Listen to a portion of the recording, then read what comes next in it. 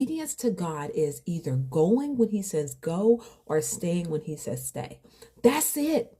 Obedience typically is going or staying. Either God is telling me that I am calling you out of this place and I want you to release it and trust me. And sometimes when you release it and you trust him, doesn't mean that he's going to tell you where you're going. It simply means that you have to trust him to know that this spot is no longer for me. And that's obedience in going. We think about the Israelites coming out of Egypt. God took them out when Abraham was being sent to a new place, right? Like it was obedience in going when God told them to go.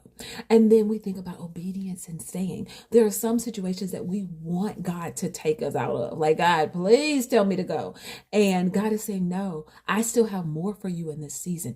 This is where I have you, and this is where I'm going to take you. I think about Joseph, and I think about there's so many nuggets from Joseph's story, but the story about when he was in prison and he interpreted a dream, and this time his character had changed. So he realized that it was God that was giving him the interpretation of the dreams, that it wasn't himself. But in it, he told the cupbearer, when you get restored, please remember me.